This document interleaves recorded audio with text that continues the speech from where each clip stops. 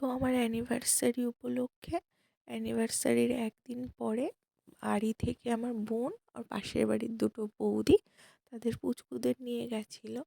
আর এই দেখুন ওরা আমার জন্য কেকও নিয়ে গেছিলো অ্যানিভার্সারি উপলক্ষে। তো মাঠের মাঝখানে বসে সবাই মিলে কেক কাটিং করলাম। বলো মেশমশাই কই?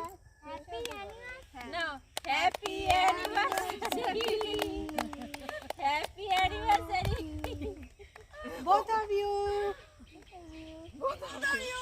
এবার তুমি ওকে খাও, ও হাততালি দিয়েই যাচ্ছে। তুমি ওকে খাও পবিত্রা,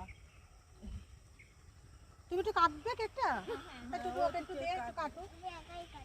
আচ্ছা কেটেছে কেটেছে। আচ্ছা বাবা সবাইকে একটু নে, তুমি একটা দেবো।